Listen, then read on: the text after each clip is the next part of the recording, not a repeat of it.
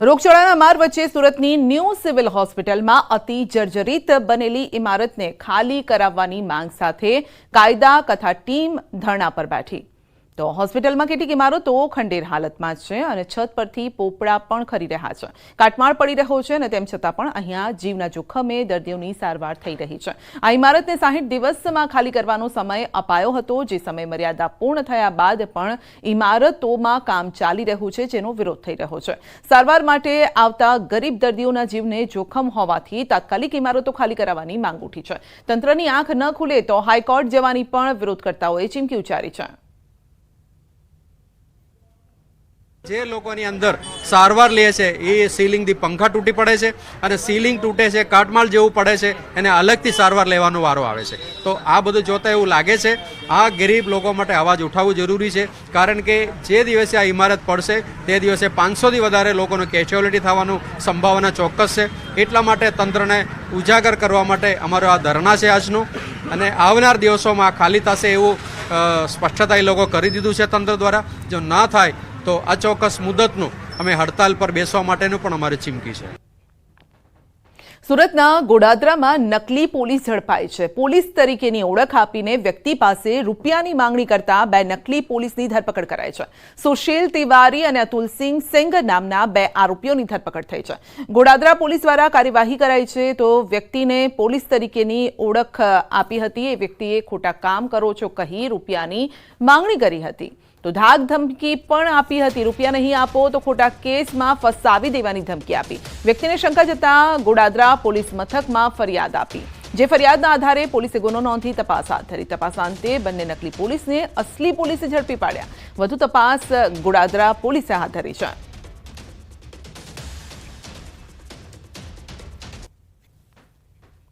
જૂનાગઢના પ્લાસવા ગામે નકલી તબીબ ઝડપાયો છે। ઇન્દ્રેશ ઘાંચી નામનો 38 વર્ષીય યુવક દુકાન ભાડે રાખી ચલાવી રહ્યો હતો દવાખાનું। યુવકોએ ડિગ્રી કે અભ્યાસ વગર એલોપેથી અને સ્ટીરોઇડ જેવી દવાઓ આપી લોકોના જીવને જોખમમાં મૂકતો હતો। પોલીસે સ્ટીરોઇડ દવા અને મોબાઈલ સહિત 64,000ના મુદ્દામાલ સાથે યુવકની ધરપકડ કરી છે।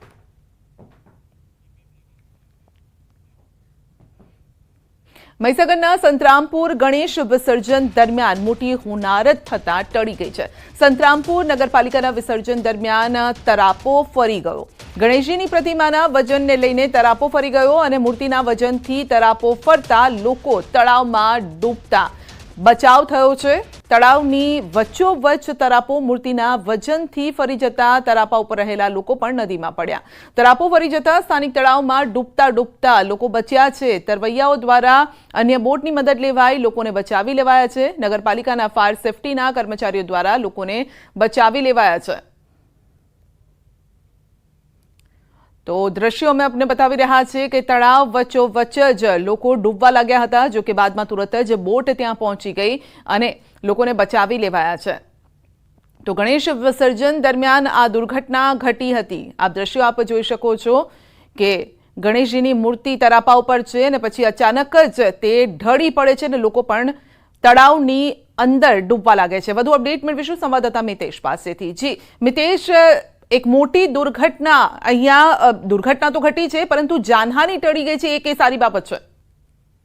જી બિલકુલ થી સંધ્યા, જો વાત કરવામાં આવે તો ગજરોજ જે ગણેશજીના વિસર્જનની કાર્યક્રમ યોજાઈ રહ્યો હતો, તેમાં નગરપાલિકા દ્વારા જે ક્રેન દ્વારા અને ક્રેનથી જે વચ્ચોવચ્ચ તળાવની અંદર ગણપતિ ડુબાડવાની જે કામગીરી ચાલુ હતી તે દરમિયાન જે કેટલાક લોકો હતા, જે પંડાલના જે લોકો હતા, તે મૂર્તિ લઈને આવ્યા હતા, પરંતુ મૂર્તિનું વજન વધારે હોવાના કારણે જે તરાપો હતો, જે પાણીમાં તરતો તરાપો હતો, તે નમી ગયો હતો અને જે લોકો હતા તે પાણીમાં અંદર તળાવની અંદર ખાબક્યા હતા। જો કે સ્થાનિક તરવૈયાઓ દ્વારા તેઓને બચાવી લેતા આ બાદ બચાવ જોવા મળી રહ્યો છે। જી, આપનો આભાર।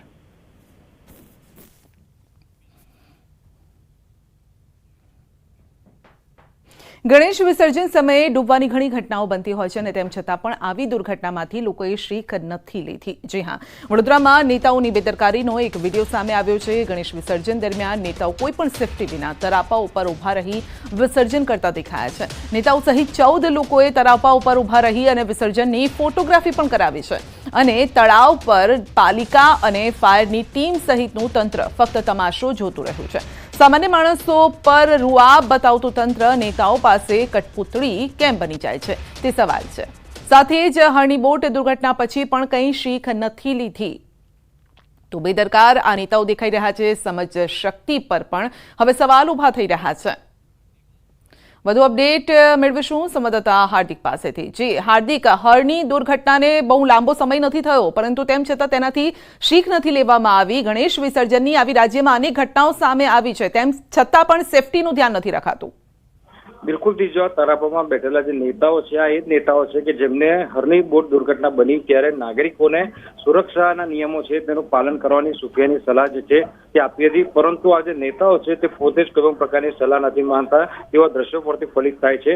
આ દ્રશ્યો જે જોઈ રહ્યા છો તે એમાં સાંસદ જે છે હેમાંગ જોશી તેમજ જે પૂર્વ સાંસદ છે ભરત ડાંગર સહિતના જે નેતાઓ છે તેઓ સેફટી વગર તરાપા પર ચડી ગયા છે. અને બીજી વાત કરીએ તો કોઈ દુર્ઘટના ન બને તેના માટે ત્યાં કોર્પોરેશનની અને ફાયરની ટીમ જે છે તૈનાત કરવામાં આવી હતી, પરંતુ એ જે ટીમના લાશ્કરો છે તેઓ પણ આ નેતાઓ આગળ લાચાર બની ગયા હતા અને ચૂપ મોડે તમાશો જે છે તે જોતા હતા. હદ તો ત્યારે થઈ ગઈ કે આ નેતાઓએ સેફટીના નિયમોનું પાલન તો નથી જ કર્યું, સાથે સાથે જીવના જોખમે ત્યાં ફોટોગ્રાફી કરાવી હતી. ત્યારે આ નેતાઓ પર સૌથી મોટા સવાલ જે છે તે ઉઠી રહ્યા છે.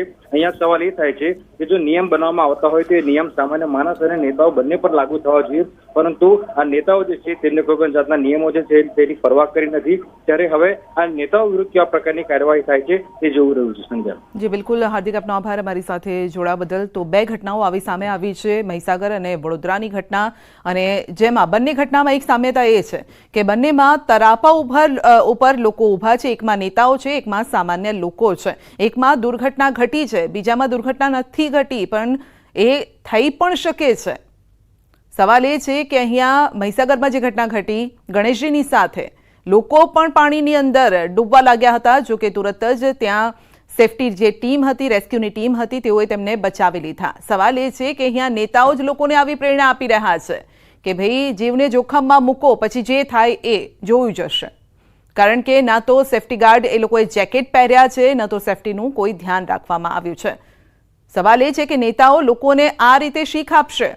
જ્યારે કોઈ ઘટના ઘટે છે ત્યારે સુફિયાણી વાતો કરે છે, સુફિયાણી સલાહો આપે છે, પરંતુ પછી શું પોતે પણ એ ભૂલી જાય છે. ફોટો સેશનમાં મસ્ત થઈ જાય છે, વ્યસ્ત થઈ જાય છે. તેમને ત્યારે નથી ખબર કે લોકોને શું મેસેજ જઈ રહ્યો છે. અને એનું જ કારણ છે કે મહીસાગરમાં આ પ્રકારની દુર્ઘટના ઘટી.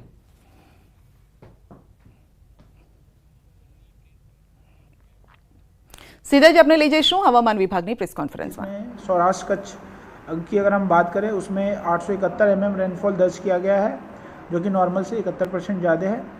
और गुजरात रीजन की हम बात करें उसमें जो है नॉर्मल से 26% जो है रेनफॉल ज़्यादा दर्ज किया गया है. अगर हम टेम्परेचर की बात करें, टेम्परेचर आगे आने वाले दिनों में अपने नॉर्मल फेज़ में रहेगा.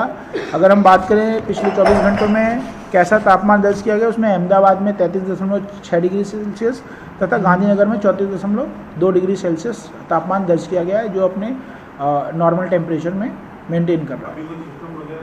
अभी एज इफ नाउ कोई सिस्टम नहीं है और आगे आने वाले दिनों में भी जो है कोई सिस्टम बनता हुआ नहीं दिख रहा. अभी मानसून विड्रॉल के लिए जो है कंडीशन फेवरेबल बनती हुई दिख रही हैं. आगे आने वाले समय में जो है जैसे ही कंडीशन फेवरेबल होंगी उसके लिए जो है अपडेट कर दिया जाएगा.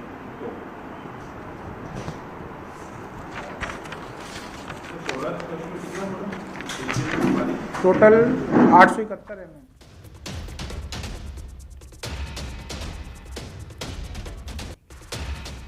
તો ચોમાસાના વિદાયની બસ હવે ઘડીઓ ગણાઈ રહી છે.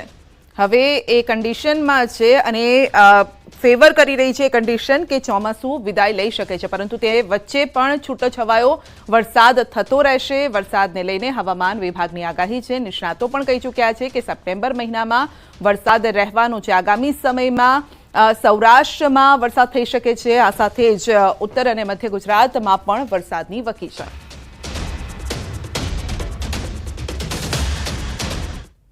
બુલેટિનમાં આગળ વધીશું નાનકડા બ્રેક બાદ.